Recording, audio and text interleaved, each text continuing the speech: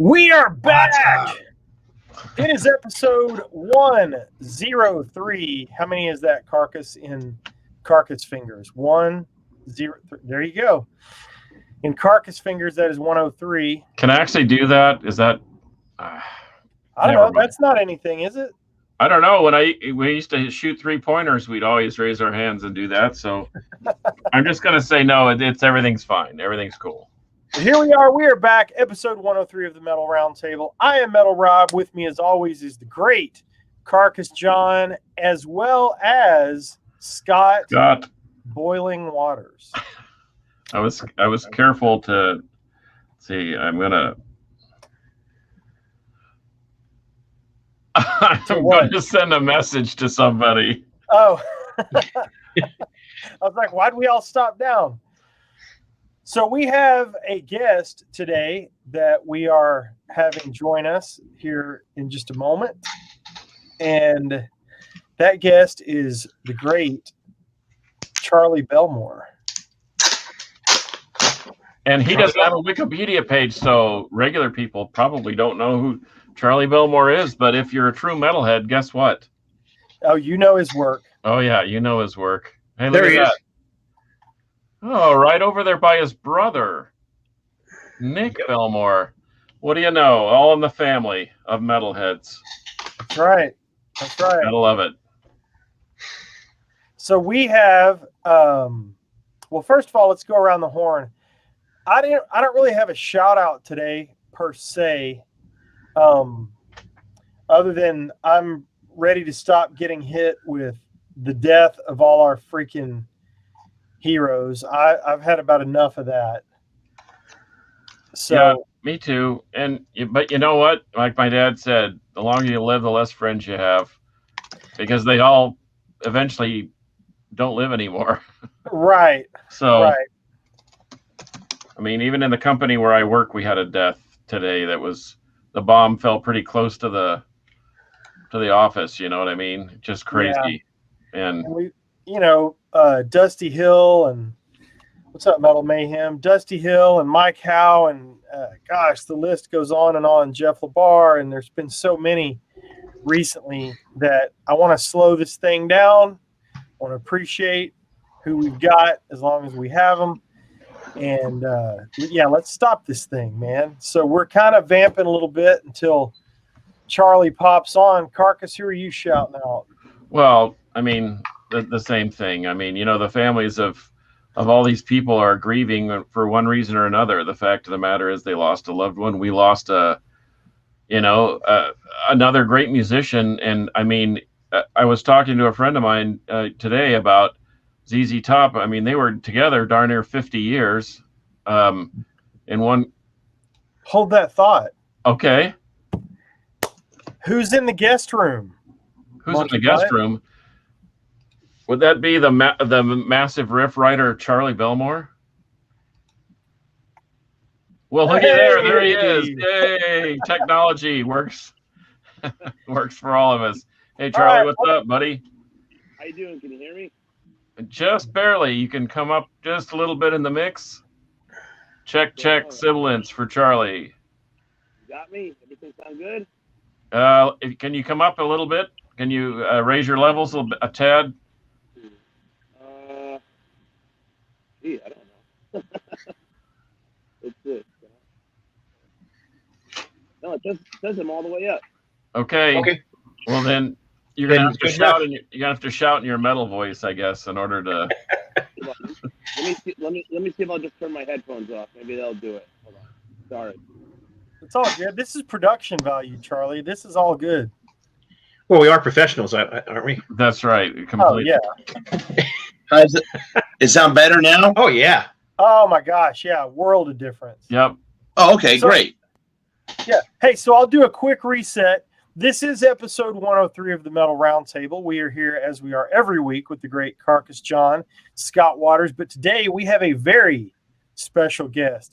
Let's start naming off bands, Carcass, shall we? I'll go first. Kingdom of Sorrow. Yep. Toxic Holocaust. Dee Snider. Kings and Liars. Yep. Keep it rolling, Charlie. Tell us everything. You've got a whole laundry list, man. I also play in Josta. I play in so many fucking bands. I used to play lead guitar for Toxic Holocaust as a touring member, a whole bunch of stuff. Well, and that's how I met. Just a vignette. That's why I wore the shirt. I actually did did this for Joel, and when I ran into Nick one time, which is Charlie's brother, who's a whale of a drummer, by the way, they were both in Toxic Holocaust, and he said, "Oh, you're the one that did that," and we got to be friends, and Nikki is more of a behind the scenes kind of guy. Charlie is the outgoing spokesman type person, so. I sort of hung in the background while everyone got hammered and drank and whatever and talked to Nikki, and then Charlie was out spreading the wealth and handing out flyers and making sure people went to the merch booth. So, but over the course of time, we've gotten to know each other a little better, and his side project, he's actually purchased some artwork from me, so I'm stoked about that, and maybe you can just give him a little update on. I know the new D just came out, but you have other things cooking too. So I'm just going to turn it over to you and let you have it. Yeah, Dee Snider's "Leave a Scar" came out on Friday on Napalm Records. Nice, very good. Mine's on the way.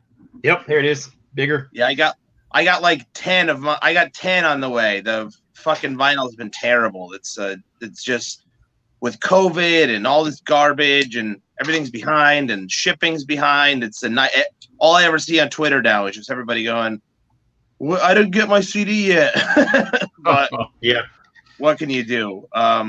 Yeah, I have my band Kings and Liars. We just signed a record deal with a small label, and we'll be doing a record called Transition Animals. Actually talking to them just a little while ago, see if it'll come out in January or December. It just depends on basically when vinyl could be here, because we're doing vinyl. And then I'll be doing the next Josta album and Josta for All. Probably all the demos are there. We just have to record it. That'll probably be around the end of the year. And then there's another project that's secret as of now that'll be coming out soon too. Awesome. Very nice. And the secret project will be one that people will fucking freak out about. It's nothing to do with Britney Spears, right? No, unfortunately, no. But right, be some money there. Yeah, that's a big budget record. So I guess I could, once again, we're just loosey goosey around here. We're just we treat this like we're just sitting around the table talking about metal. In fact, that's how the show got its start. Rob and I used to go to lunch on Fridays, just hang out at the local burrito stop, and we just thought, we're talking about metal all the time. We could actually do a show or a podcast, and so that's basically what it's blossomed into. And the fact that people are still listening and watching, that's kind of fun, and the fact that you're actually coming on is great. So that's awesome, man. Yeah, and now you've talked about some of your latest stuff. I mean, I guess I can ask the magic question, what are some of your influences? I mean, when did you start playing guitar? I know that you just got signed with Jackson. Is that correct? I've had deal with Jackson for like 4 years now. It's really, it's fucking cool. I've had other endorsements too. When I first joined Kingdom of Sorrow, is anybody guitar players? Nope, singer. Okay. I'm a drummer like your brother. Okay, I'll make sure to be vague, because guitar. I always joke, my chick, she'll always be like, "Oh my God, how many girls come up to you at shows?" And I'm like, "No girls have come up to me in shows in 20 years of shows. Dudes just walk up, get real close, and be like, so what's that? What pedal is? What is that? What is that? Yeah. What kind of distortion pedal is that?" And I'm just like, Jesus Christ. And then everybody else is talking to chicks, but it's just been my cross to bear. So I have to know who I got. But so ESP guitars, which is like, Metallica's guitars and all that kind of stuff. I had a custom made when I was like 18, and ordered it in 1999. It showed up in 2000. Took forever. and we're playing Mayhem Fest with Kingdom of Sorrow in 2010, I believe, and 2011. And the first show, all the reps are there because Kirk was working with ESP at the time, so they're all hanging out. And we play the show, and the guy comes up to me and goes, "That's a great guitar, man." And I was like, "Oh, thanks a lot." He's like, "I work with ESP," and I was like, "Oh, cool." And we're just shooting the breeze, and he goes, "So, when did you ask for that? How did you get that made?" And I'm like, "The fuck are you talking about?" And he goes, "We built that for you, right?" And I said, "I mean, the company ESP built it, but I fucking paid for this shit, motherfucker. Like, I worked a job for a year to pay for it. It was very expensive, and I was 18 when I bought it." And he was like, "Oh, you want to fix that?" And I was like, "What do you mean?" And he goes, "Let's do a deal." And it was cool to be on the label and to be endorsed by ESP and everything. But at some point, I just got bored with it, and I was on tour with Toxic, and like their rep, I somehow bumped into their rep, and I was just shooting the breeze with them. And I was like, I'd love to like try a Jackson out, but I haven't played one in years. And he goes, "Oh, why don't?" And I was like, when I'm in LA, maybe I can come try it. And he goes, "Oh, why don't I just send you one now, and then you'll use it for the tour, and if you like it, we'll start a deal." And I was like, "Fuck, okay."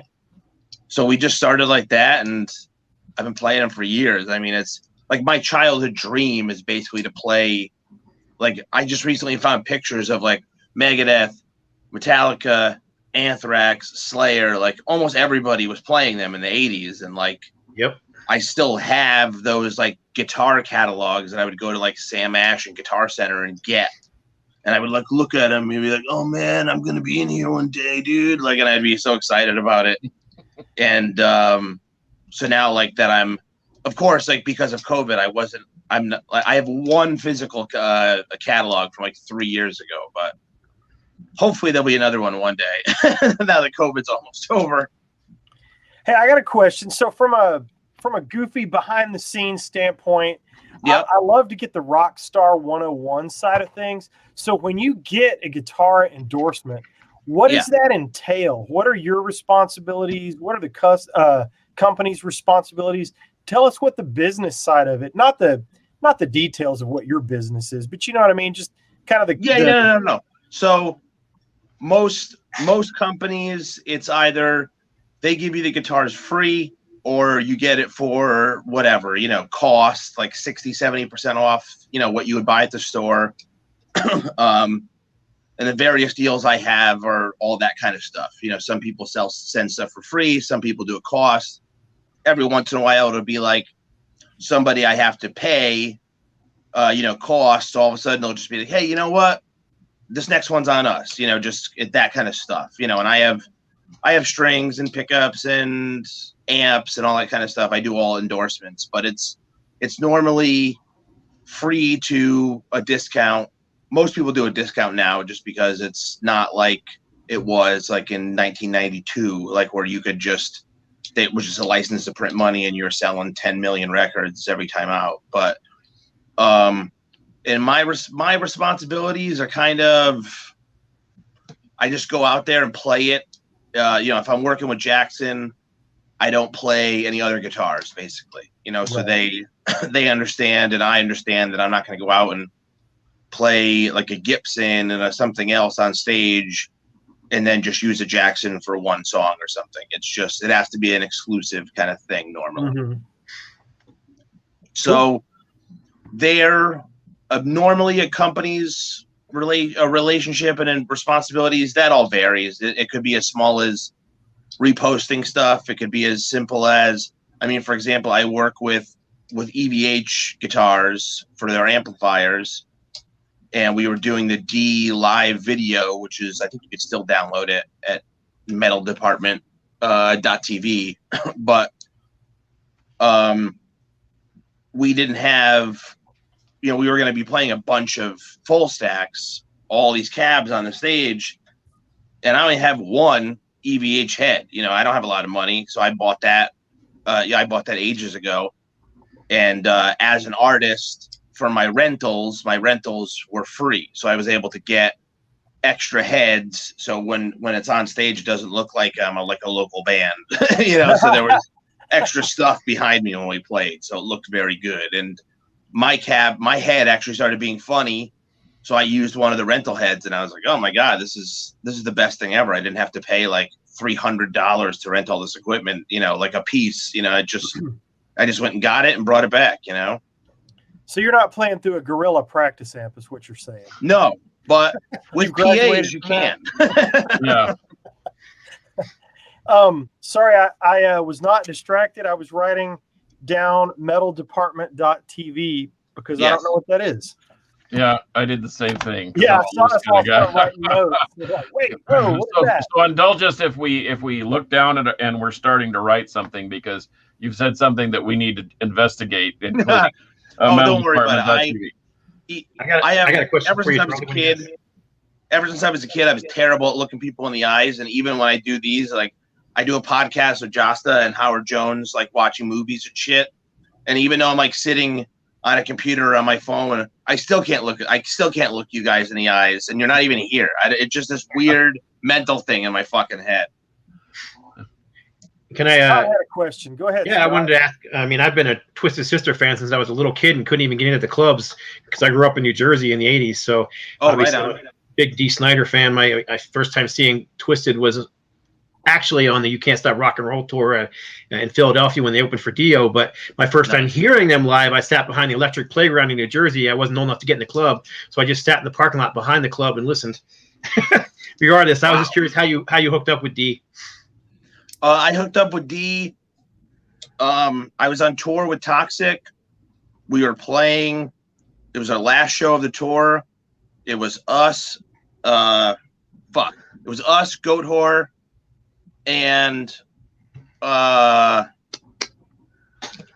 Jesus Christ. I just forgot their names. Venom Inc. Yeah, Carcass all that tour in Dallas. Yep. Yeah. And we were playing St. Vitus, which is a very small club, and they were doing their sound check, and we were outside, and I got a text from Josta, and he goes, "Hey, when do you guys get back?" And I said, "We're getting back like tonight. Like we're playing Vitus, and we're driving back." At the time I was living in Connecticut. I'm like, "We're driving back to Connecticut," and he goes, "Do you ever send me? You had a demo of a song called American Made. You still have that demo like on your Dropbox or some shit?" And I was like, "Yeah, I have it." And he's like, "Can you send it to me?" And I'm like, "Sure." And I sent it to him. And I go, "What are you using American Made for?" Because I'm just like, this ain't, it doesn't work for Josta or something. And he goes, "Well, Dee Snider wants to hear some stuff. So can you guys show up to the studio like tomorrow, and we'll just track this idea for Dee Snider?" And I'm like, "The Twisted Sister guy." And he's like, "Yeah." I was like, "It's not like Dean Snider." And he's like, No, the actual guy. And I was like, "Okay." And so we drove there.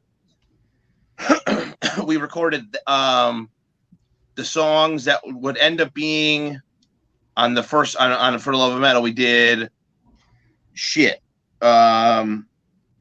Tomorrow's No Concern, American Made, and Running Mazes. We did those that first week. Wow. And then the end of the second day, he goes, "Yeah, so in 2 days, Dee's coming." And we were like, "Excuse me? What?" I just got off a tour. I'm still tired. What are you fucking talking about? And he's like, he liked the demo. He's coming down. He sang American Made, the track that's on the record. He did that the first day.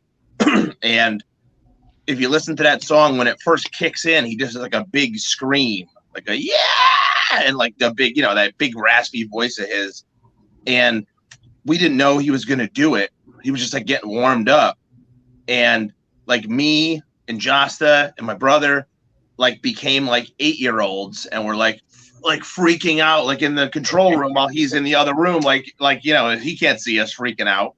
And he sings the whole song. He comes in and he goes, "Who wrote this?" And Josta was like, "Charlie did." And he goes, "Charlie, I like you." I was like, "Oh, okay." And we shot The Breeze for a while. The record got approved, Napalm wanted to make it out of nowhere, and it was all finished. We already mixed it, all the songs were done and everything, and then we just started putting it together. But you're still in Toxic, so we were just like, yeah, we're just gonna record this record and we'll just be off. I mean, I think I saw Dee in person twice, and my brother would talk to him online when they were recording, because they have this way where you could, he was like mixing the board like across the country. So Dee was in like Las Vegas and Nikki was in Connecticut. My brother doing all the mixing and engineering, and he was able to say, like, take that track again, do this, do that. So it was a very long distance process. And then he called me, like May, and just said, listen, I'm going to be honest with you. The record's coming out in July, and I know you have a big tour with Toxic in August, but I want you and your brother to join the band. I have one show in August, so we'll just find fill-in people for that, but I want you to join the band after that. And I was like, shit, okay. So we did like the couple shows with Dee. We did a bunch of stuff with Toxic, and then we had a bunch of other stuff lined up for Dee, and we just kind of told Joel, like, hey, we're not going to be around. We're really sorry. And Joel's very self-sufficient, so he was able to just go do Toxic without us. But the wildest thing was, like, literally the first day, like, we're in practice. I put the band together. Like he said, you be my musical director. You build the band. I found everybody. So I'm sitting there doing everything. And we get to practice. Dee shows up. We start going through all the songs, and goes, all right, let's work on Burn in Hell. I'm like, okay, all right. And I'm 40 years old right now. I was born in 1981, and we're playing Burn in Hell, and we get to that after the solos. We get to that quiet part where it's just the chorus and like the bass and the drums. And when the music kicks back in, I miss the cue. And Dee goes, stop, everybody stop. And he goes, Charlie, you missed that cue. And I was like, I know. Let's just take it from the same spot. I'm not going to tell you why. You're going to say I'm an asshole. And he goes, well, now I'm curious. Why did you miss the spot? And I was like, well, to be honest with you, I was kind of imagining Pee-wee's was going to ride his bike through. And like, I left my body for a minute. And I'm like, wow, like a lot of the shit from my childhood is becoming a reality, and it's kind of awesome. That's fantastic, man. That's an outstanding story. So when did you do that? You came here to Dallas, and it was at the Lava Cantina, kind of a new venue, and it was an indoor-outdoor place, mostly outdoor, and somebody told you guys that, heck, you're in Texas, it must not be cold. And I think it was like below freezing that night. And you guys, 30 degrees. You guys were doing some video tracking for the DVD. Is that right? Yeah, apparently we took something from it. So much stuff was just dragged from everywhere, and then it was all sandwiched together. So I don't even know. But yeah, we were playing that show, and they're like, yeah, we're playing outside. And I'm like, oh, okay. And then we got there, and I'm like, we got there the night before, and I'm like, fuck, it's kind of cold. And they're like, it's Texas. Tomorrow it'll be warm as hell. And I'm like, I've been to Texas before, and it doesn't get, like, in the winter, it's still cold, man. And they were like, no, it'll be fine. It'll be fine. And like, yeah, it was like 29 degrees or something. And we're outside. We were like doing our sound check at like 3 or 4 in the afternoon. And I'm like, listen, it's 45 degrees. It's going to be so goddamn cold tonight. Who thought this was a good idea? And they're like, oh, no, we're bringing in heat lamps. Don't worry. There'll be heat lamps here. And, like, it was only good if you stood immediately in front of it. And that was it. It was just so cold. But surprisingly, the guitars stayed in tune. It was – the only hard part was I was wearing a jacket.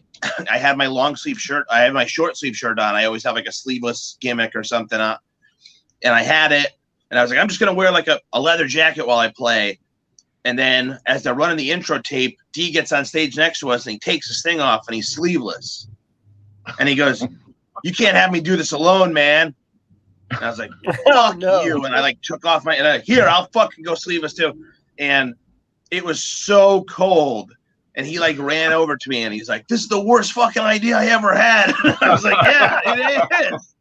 Could have just played with a coat on. Nobody would have given a shit. But he had to be Dee Snider, the guy that has to go crazy all the time. And it was so fucking cold that night. That is awesome. Hey, I got a question about you and your brother. So have you guys played together in different bands your whole career, or what got you guys back to Carcass's question from earlier? Tell us kind of the early part of your influences and your brother's influences, and then you guys playing together. Give us a little bit of that history, if you don't mind. Yeah, I mean, I started playing when I was 10 years old. My brother started playing probably the same year when he was 9. We're a year apart. And the first time we ever played in separate bands was when my brother joined Toxic. We were always in the same band forever. We just started playing clubs. We had a hardcore band in Connecticut, in the late 90s. So it was like my band played Killswitch Engage's first show in Connecticut, their second show ever, so we were playing all those shows. Jamie Josta noticed us, and I remember he talked to my singer, and we came over and we're shooting the shit with him, and he goes, wait, you guys have that nice gear, don't you? Because my dad didn't have a lot of money, but he was like, if you guys are going to be professional, I'm going to buy you a nice, like, Marshall half stack so it looks good. Or I think I might have had a full stack by then. But I had nice cabinets, and the bass player had nice stuff, and my brother had a nice drum set. And we're like, yeah, we have nice stuff. And he'd be like, well, I have a band coming from out of state. And Joss would say, if the band from out of state could use your amps and your drums, you could open the show. And we were like, sure, okay. And like, we would always just put on a good show, and we started to have fans. And then we noticed that like the band from out of state was playing the first slot and we were playing the second slot. And we were like, oh, okay, this is cool. And then we would just get like put on random Hatebreed shows. We were just doing stuff. And then as Hatebreed exploded and like new metal, Ozfest, all that kind of stuff, as that was going on, my brother and I just kind of went into like the rock and roll direction. And we were doing that for a long time until Jamie was like recording like the weirdest fucking thing. He was doing like a soundtrack for ESPN, which is still like, if you watch ESPN, like there'll be background music, and there's no singing, but it's just like riffs in the background of like a fucking home run derby, and it's like me and my brother playing. And he was like, I just need guys that could do this. And we were like, oh, we can. Like, my brother owned a studio, and he was like, all right. So we started tracking stuff, and he was just kind of like pontificating one day, and he just said, I want to do like a side band where we do Hatebreed covers, and we'll do like other old school hardcore covers, and then we'll like, I'll do like my own songs, like a solo thing. And he had a couple dudes that were playing, and I just saw an in, and I just said, oh, my band, we had a band called Phantoms at the time, and I was like, oh, Phantoms could do it. And he goes, really, you think so? And he goes, are you guys tight? And I go, we're tighter than Avery. And he goes, really? And I was like, and I thought I was in trouble, because I'm like talking shit to the guy basically. And he goes, well, why don't you learn like these 5 songs, and I'll come down like in a week. And we like learned them. He showed up. He was like on his phone, like looking at his phone, and he had a microphone, and he would sing like half a verse, and he'd be on his phone, and he would sing like the chorus. He sang like 2 songs, and then he goes, hey guys, I'm really sorry, but I have to go. And he just leaves. And we were like, well, fuck, he must think we suck or whatever. And then like 5 minutes later, I get a text, and it said, band is super fucking tight. Tell the bass player he's got to work on blah, blah, blah, blah, whatever the fuck it was. And I'm going to send you more songs to learn, and we're going to book a show. And like, I was like, oh, okay. And like, literally, he booked a show like for 4 weeks later. We were playing a show at the Starland Ballroom in Jersey. And I'm just like, Wow. the fuck is happening right now? But it was very quick. So I guess it pays to know people in high places, because he sort of is kind of dragged this thing along. Didn't he write the lyrics for the Love of Metal? Didn't he? He wrote some of the riffs, and he wrote all the lyrics and a lot of the melodies for the Love of Metal, and then this record for Leave a Scar, he was like, Dee said, I want to write the lyrics. So Jamie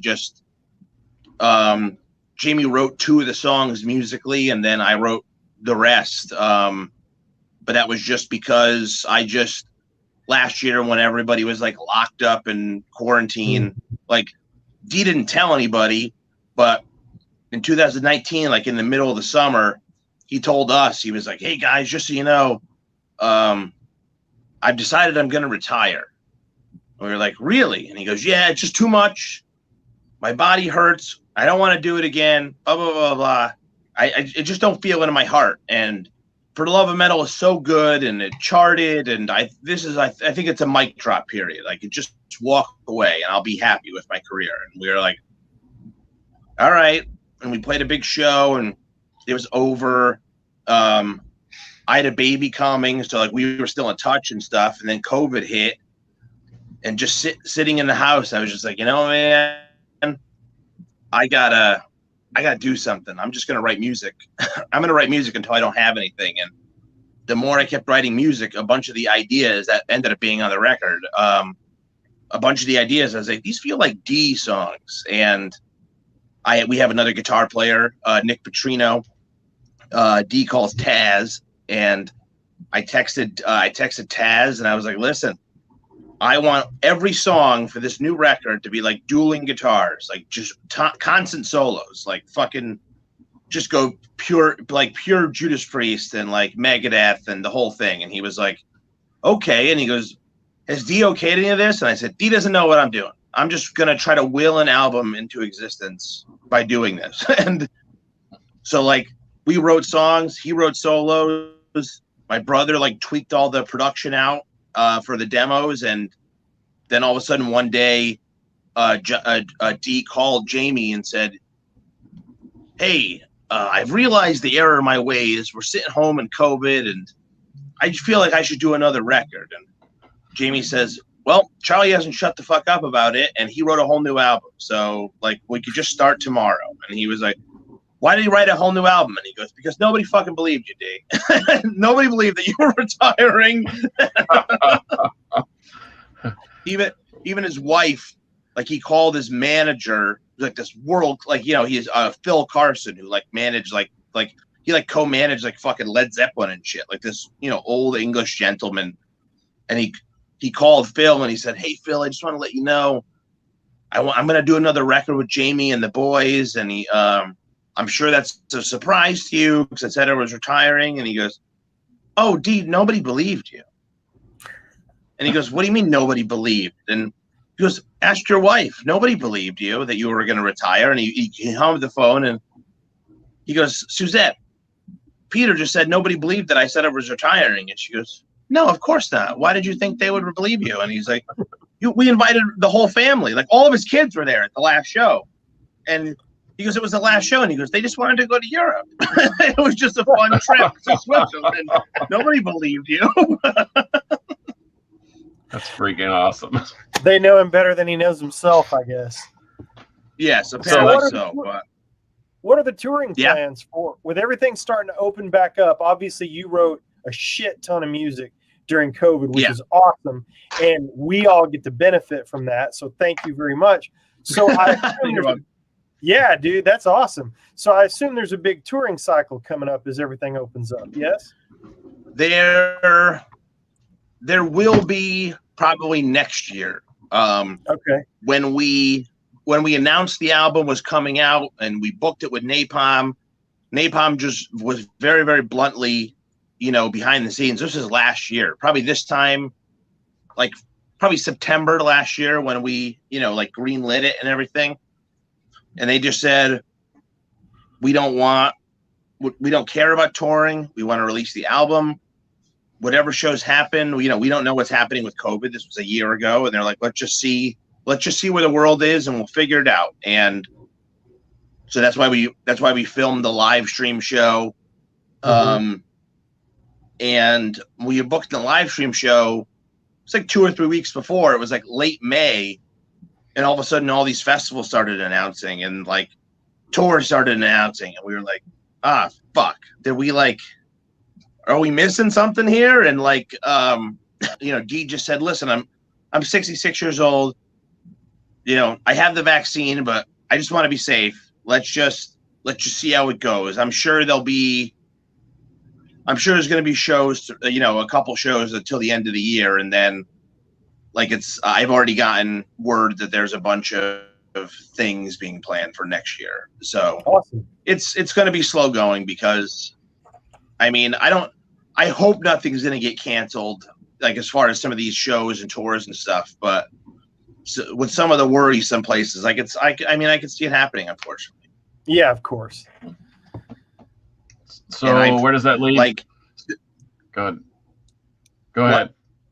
No, I said go ahead. So with my, I would probably say you just have to take a risk, and nobody wants to say it, but I'm sure a lot of those like clubs, as much as the clubs want to make money, I'm sure there's writing in all these contracts for bigger artists that basically say, like, if the show gets canceled, there's COVID, so fuck you. I'm sure there's something that's scaring people off right now. Right. Well, as always, we have Casa de Carcass. We've had gigs here before, and Texas is wide open. We do things a little differently down here. You've been down here before.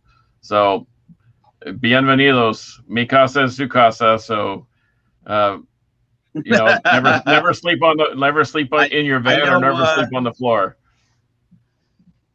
I know Kings and Liars, we're depending on when a record comes out, it's either going to be beginning of November or end of January, depending on the news I get. But we're going to do a little run then, and then it looks like we'll be doing something around South by down in March, awesome. Down in Texas. So there'll be awesome. There'll be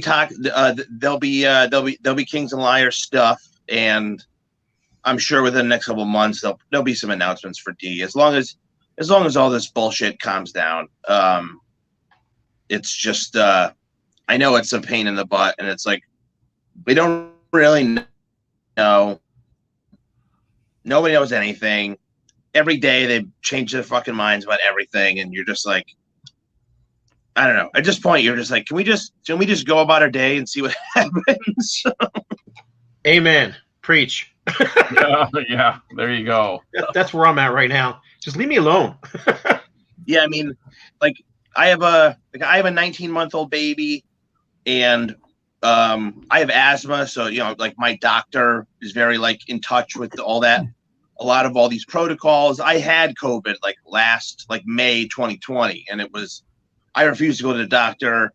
I just kept telling my chick nobody else got sick, but I was like, oh, I'm sure I'm fine, but I couldn't breathe for 2 weeks. It was the worst fucking thing. It felt like the worst asthma attack of my life for 2 weeks, but I was just a stubborn asshole man and just pretend that I was fucking healthy. And but I got tested later, and they're like, oh yeah, you have the antibodies, you're just a fucking retard. And I apologize. You're not supposed to say that, but but that's okay. Carcass said multi-pussy. I did not say the multi. Yes, you did, asshole. I did not say that. Oh well. But I have a young kid. My chick is a 9-year-old, so obviously there's no vaccinations there and shit. And just a couple weeks ago, Dee announced it on Twitter that he got COVID. He went to Disneyland with his grandkids in California, and the whole family fucking got COVID just going. And he didn't feel good, and some of the kids, sounds like a lot of people didn't feel good. It was kind of vague, he didn't really want to get into it, but he was vaccinated, so it wasn't too bad, and he felt fine in a couple days. But like, you know, we're playing like the Illinois State Fair, like we're playing with Bret Michaels and Dokken, like in like 2 or 3 weeks, which is cool. But I'm hearing Dee talk about all that, and I know I'll be fine, but I'm like, now, like, I'm in my head, I'm like, oh shit, like, am I gonna get the fucking kids sick? Like, if I go and come back? And so, like, my brother just straight up said, like, hey, if you want to drive to Chicago, I will. So, like, now we're just driving 14 hours to Chicago to play the show and drive back.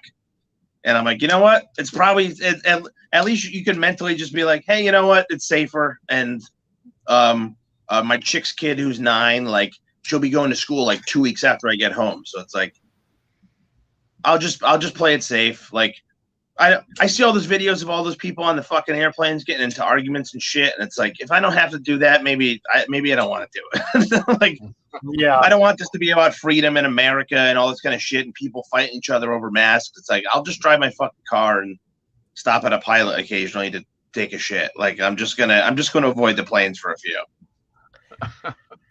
Yeah, I just flew to PA and back a few weeks ago, and how was that? It was all right. Nobody gave anybody any shit. You know, everybody did what they were asked to do, and we all wore our masks. I mean, I don't like wearing a mask any more than the next guy, but, you know, I want to do the right thing to try to, you know, protect myself or whatever. And it was smooth, you know, there and back. I was surprised at how smooth everything was at the airport. Flew out of DFW, went to Harrisburg and back. And yeah, no big deal, you know. That's nice to hear. Yeah, it wasn't bad, but I'm with you. If I would take the car trip. I'm going to tell you the truth. If I were in your situation. The amount of stuff, and you have to the line, like just like you know, we're flying out of JFK because we're rehearsing in Long Island and then, you know, flying out of JFK, and I'm sure that line, because of all the 6 feet spacing and everything, it's going to be like out the goddamn door, and you're just gonna, when you guys know, if you see a giant line, you're just mentally already defeated. You're just like, well, this fucking sucks. And it just ruins your goddamn day. And it's like, I'd rather just get in a car and be like, you know what? I know this atmosphere. I know what my car is. I have podcasts. I have Sirius satellite radio, and I'll just fucking gun it down the road for a while. Like, and I've done the car. I like being in a car way more than I like being on a plane. Like, me too. That's the only. It's super cool to work with Dee because, like, we fly to every show and we have hotels and stuff. But at the same time, it's just like put me in a van and I'll be happy. Right on. So what else, project-wise, can you tell us about? I know you've got a secret project coming up that you can't tell us about, but you updated us on Dee. What is Kingdom of Sorrow still a thing? What's going on with that and Josta and all that? Yeah, I got. Let's see, Josta. Like fucking like 4 years ago, he made a joke on Twitter and said, "My next record is going to be called And Josta for All, LOL," and like that was the end of it. And so many people liked it. He's like, "It's got to be the record." And he texts me, "Do you have any thrash metal? Is there any sort of like angry thrash metal you have, and we can write And Josta for All?" And I was just like, "Really? For real?" So like, it's my style of writing, so it'll sound like the faster songs on like For the Love of Metal and this new record and Leave a Scar, but it's really all the songs that I've sent in are like really fast, really punky. I love writing, and like writing good riffs is really important to me. Like when I was growing up, like every band I liked, it was just me sitting down with a guitar and going through every single riff and trying to learn them. And it has to be a riff that's memorable. I mean, you can't just have like this weird noise in the background with like cool lyrics and stuff. Like I'm very much a fan of riffs, you know, so there's a lot of bands where I'm just like, I don't like this. I don't hear any riffs because it's just, I'm a guitar player. So that's what I'm listening for. But so they're some of them are simple, like as it because they're like 2 minutes long because I just write really fast funky stuff, and then some of them are pretty complex. There was one that I wrote that I was like, I'm gonna write like a Megadeth song, like, and I was listening to a lot of Megadeth last year studying for Leave a Scar, and I was like, I love Megadeth, but a lot of times they don't actually write songs. They're just a bunch of shit like sandwiched together with like solos in the middle of it. It'll just be like a riff, like an intro riff, and then he'll just like yell for a minute, and then it'll be a new riff, and that new riff has nothing to do with the last riff, and then there's a giant solo over it, and then there's another riff, and then there's another solo over it. There's another riff, and he like sings a little bit, and then there's another riff section, and they're both soloing back and forth, and then the song ends, and you're like, the fuck was that? Like, is that a song? Like, I don't know. Like, I love all those songs. Like, I think Wake Up Dead is a great song, but if you listen to it as a songwriter, you're like, this isn't a fucking song. This is a guy that's snorting a bunch of cocaine, and he writes 4 riffs and solos over them, and then goes like, Wake Up Dead at the end, and that's it. Like, nothing happens in that song. If you're a songwriter, like, you just turn it off because you're like, I don't know what this is. But at the same time, it's fucking awesome. So it's not like I'm putting it down, it's just different. Right. But I told Jasta I really wanted to write like a super technical thing like that, where it was just like 75 riffs and ridiculous solos. And so I know that is probably going to make it. And then there's a ton of other stuff. And yeah, Kings and Liars will be out at some point. And I actually got a call.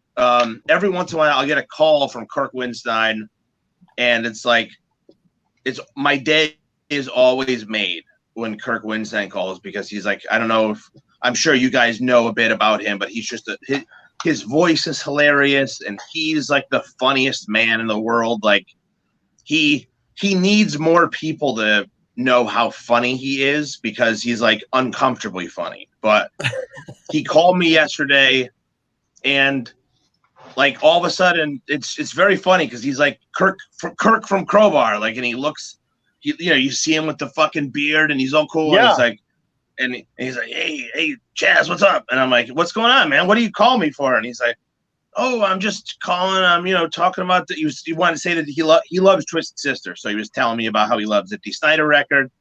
And then he's talking about the Olympics and like the events he's watching the Olympics. And I'm like, I just can't even picture you watching the fucking Olympics. And this is just the idea of that is hilarious. I don't know why, but it just is very entertaining.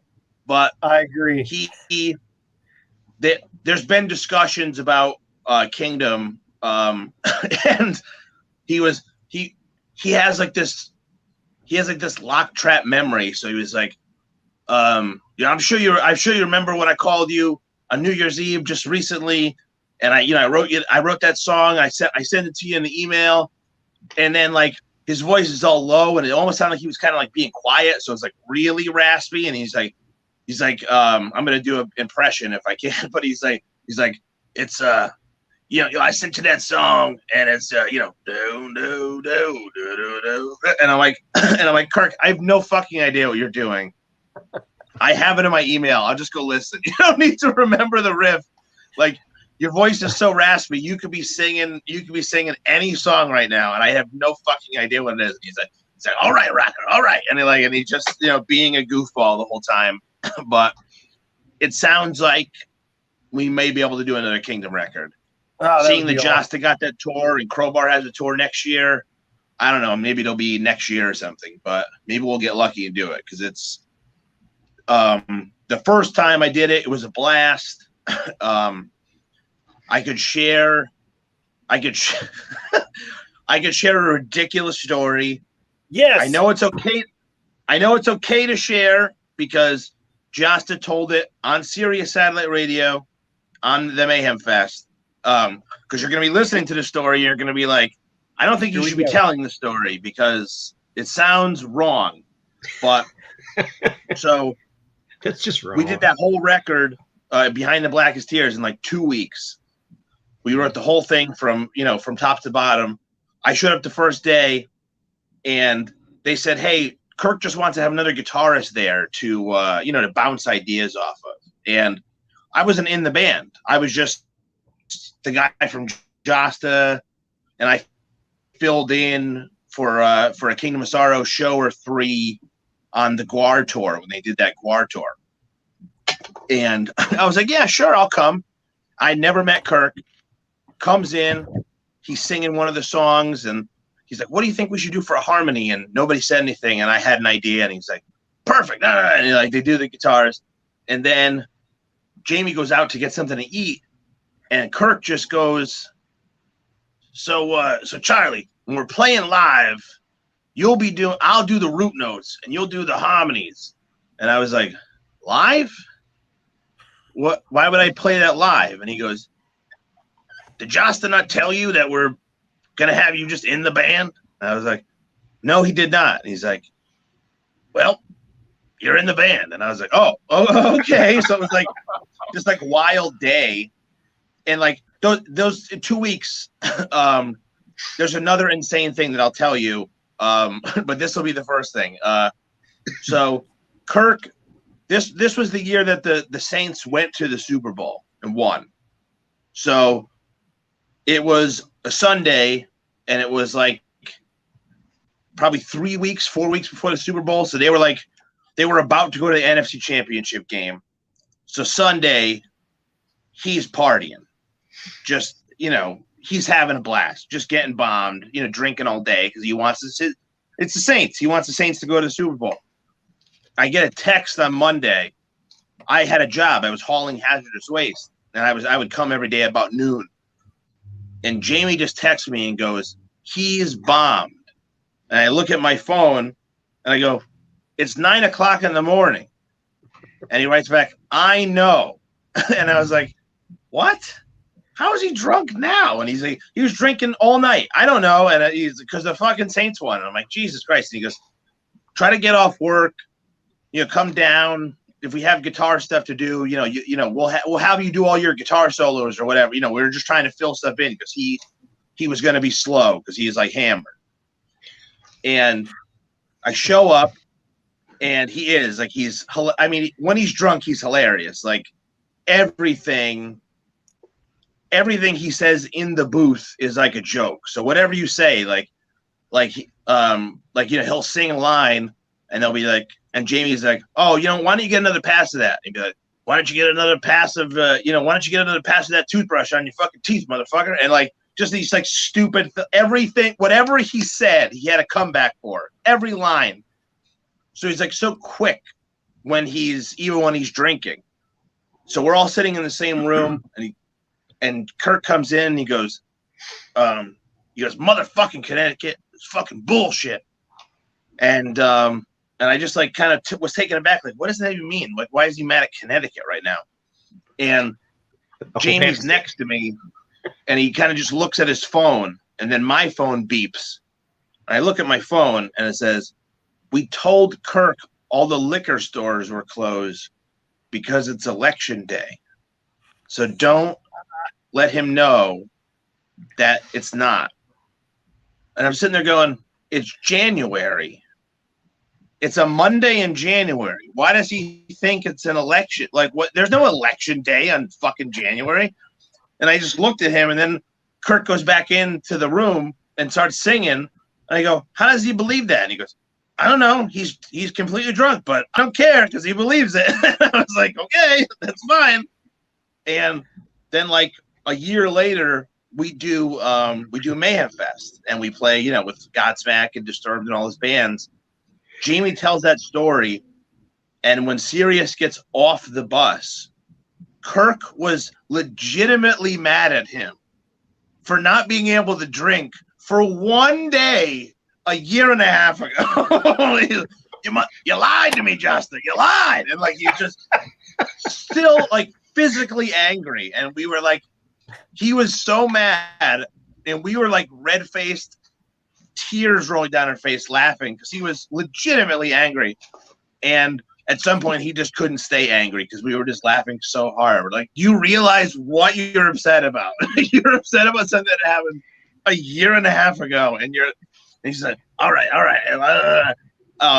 But he's a fucking character. That's and beautiful. that whole session, it was just this like weird like lightning. Like I was at work, and then I'm doing the studio for 2 weeks recording Behind the Blackest Tears, and then Josta tried to do what we later did with Dee. He tried to do it with Sebastian Bach in like 2009, and it just didn't work. We were trying to write. Some of the songs were really cool. It just didn't work out. I ended up played acoustic with him, and we played Citi Field where the Mets play, and like we played like some of his songs like before a game. It was actually a game, if you guys are Howard Stern fans, it was literally the game that Baba Booey threw the first pitch out at. So it was like I was in some of the videos, you could see me on the field when Baba Booey throws the first pitch. So it's like as a Howard Stern nerd, it's very exciting. But Baba Booey, I agree.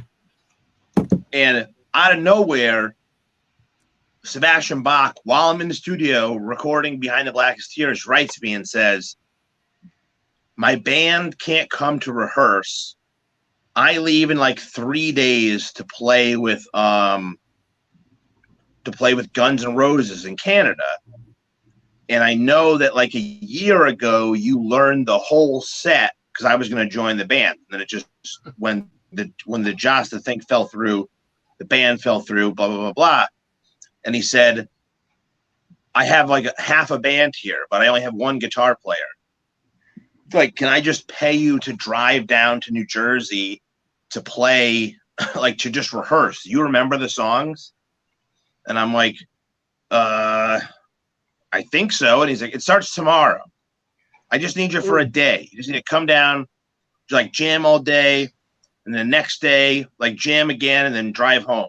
And, you know, Josta just said, just do it. You never know what'll happen. And it was like, it was the weirdest thing to like leave Josta and Kirk, drive to New Jersey, play like I Remember You and like Big Guns and all that shit with Sebastian Bach just for a rehearsal, and then just like drive home and then like finish the record with Kingdom of Sorrow. Like it was just, and it was definitely a like, what the fuck is my life kind of moment where you're just like, I don't even know what the fuck is happening right now. And like, and then other days, like I'm literally like picking up like sulfuric acid, like with a little, like with gloves and a suit on. Cause I was like hauling hazardous waste at the time. Like, so it was like this ridiculous fucking life of mine. And then, when Joel Grind showed up to do Toxic, and that your shirt, John, is actually, that was for my, like was my first tour. So like my first show ever, we have a flyer and it's that art. And that was my first show. It's kind of wild that you're wearing the shirt and that you did the art. Yeah. Well, never a dull moment in the Bellmore household, I guess. Well, yes, we surely appreciate you coming on, and it took a couple tries, but obviously you're fairly busy out there, so we understand. And yeah, I loved it, man. But you know, you're always welcome. Once you're in the crew, and we might just call you to drive down and just rehearse with us for an hour or two, and then drive back. But anyway, like I said, I will say, you get it. Go ahead. As a really quick aside, just because it's funny, we watched. I had never seen the Anvil movie, and I watched the Anvil movie for the first time with Sebastian Bach, and wow, the way he was laughing at it felt like how a jock would laugh at like a fat kid trying to run a mile. And because of that, I couldn't watch the movie. People were like, you got to watch this movie. It's so great. So I was just like, hey man, I don't feel good. I'm going to go to bed. And like, I just like lied and just left. I was like, this just feels weird. He might just be, you know, he might, you know, like maybe he's just having an off day or whatever. Like, cause he likes, you know, I mean, he's from Canada. He likes Anvil, but just like the way he was laughing, it felt like so much more personal. And like, at the time, like I'm like a local band guy, and I'm like, this just feels weird. I don't want to be part of it. I have to go. I have to go to bed.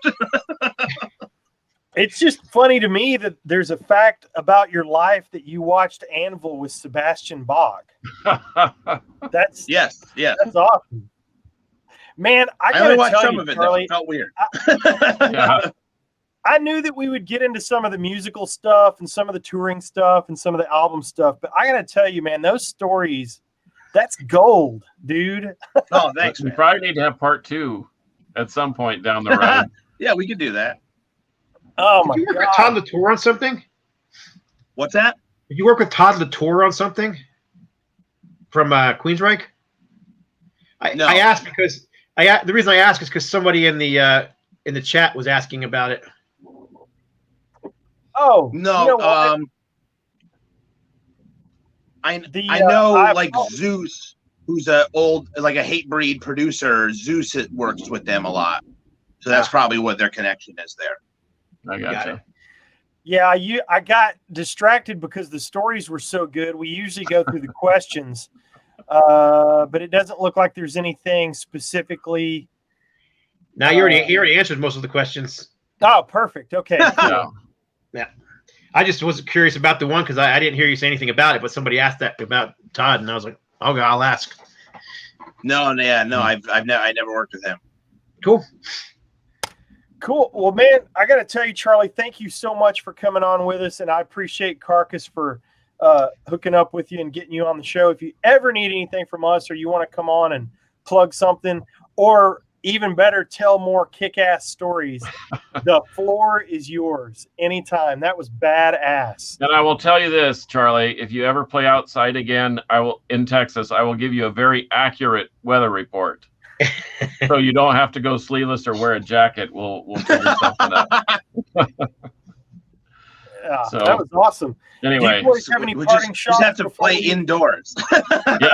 Yeah. Hey, there it is, right there. Yeah, the Carcass. He's talked a couple bands into playing the living room, and it's gone pretty well, which is awesome. But you guys got any parting shots for Charlie before we take off? I just appreciate you coming on and hearing the stories. Yep. Oh, thanks, man. Yeah, I love the Dee Snider stuff you've done. So I'm a huge Twisted Sister fan, so that's where I knew you from. Well, and I don't want to fanboy him any more than I don't want to fanboy Charlie any more than I already have. But man, the Kings and Liars stuff is pretty awesome. We have a wide spectrum of what we listen to, and that fits a certain niche that is different. It's heavy still. It's still metal, but man, it's killer. I've heard it since the very beginning. Nikki had been sending me demos for a while. I felt impressed to just draw something one day, and we came up with the Angel Eyes art for that one T-shirt. Yeah, and it ended up being the backdrop, which was really, really crazy. And like I said, Charlie bought a couple of old pieces that were just sitting on the shelf, and they used them for some sort of a video board thing. So I look forward to seeing that. But yeah, man, at some point in the fall will be we played a concert last week in celebration for Dee Snider's Leave a Scar, and they said there's going to be a giant LED board behind us, and I'm like, well, we can't hang our backdrop. No, we'll just send it to the LED board, and I'm like, well, can't I just put multiple pictures on the LED board, like every song? And they're like, I mean, if you want. And I just wrote John, and I'm like, John, do you have anything? Because the record that we're releasing at the end of the year is called Transition Animals. And I'm like, do you have anything that sounds like it could look like it was a transition animal? And he just kind of laughed, and he sent me a bunch of shit. And the LED guy started listening to some of the songs, and he was just into it. So he just put extra time in, and I'd be singing, and then my other guy would start singing, and I would turn around and just see it, and I'm like, fuck, I can't wait to see this on video because it looks like we're cool. Well, I'm glad I was able to help you with the cool factor. I look forward to seeing it too. Yeah, and so I guess my little plugs would be Dee Snider Leave a Scar is out now in Napalm, and Kings and Liars We Are Alive has a lyric video which you could check out for what else I do when I'm not playing with rock gods. You're all rock gods in our eyes. And I got to tell you, man, thank you so much for coming on. I want to tell everybody at the end of the show, you can follow me on Instagram at I am Metal Rob. You can follow Carcass at Carcass John Art. Go to Scott's YouTube channel. Just look up Scott Waters on YouTube. And he's got about 5 billion more followers than we do. And check out all things Charlie Bellmore. He's got his hands in so much shit. I was going through Discogs looking up credits. You're all over the place. So Google Charlie Bellmore. This dude is the shit, and he's got it going on. As one parting thing, I have what we would call a joke band. Look up Garbage Barge, Wash Those Hands. If you Google that, we had a video. We recorded it in quarantine. We wrote a song, and I've had this comedy. It's like a comedy metal band that we've had for like 20 years. I think we have a band camp for our record. We have an EP called Perpetual Disappointment, and that came out a couple years ago, and it's pretty fucking funny. Is the drummer dressed like Popeye? Oh, we all dress like Popeye. Yes. Okay, I'm just seeing we're called Garbage Barge, so we're all in sailor suits. The amount of times I've gone to the like Army Navy store to buy costumes, like I'm assuming the guy thinks I'm either killing people or I'm like fucking people in the costumes or something at this point, because I always go to the same place and he's just like, more of these? Oh, you again. I'm like, yeah, don't worry about it, man. That's awesome. Garbage Barge. All right, I've got that queued up. Yes, I've got a laundry list of shit that I wrote down during the show to check out. So, yeah, man, thanks again. Nice. And I'm sure that we will see you on tour anytime you come through DFW. The Carcass and I will be there. And if you get close to Albuquerque, you'll run into the great Scott Waters. Yep. Cool. Thanks again, boys. Hey, we always take it out like this, Charlie. We throw metal horns and we say metal will prevail. So for episode 103, I am Metal Rob on behalf of Carcass John and Scott Waters. And until next time, metal will prevail. And then we do death hands and shit. Death hands. And then Marky Butt leaves us hanging.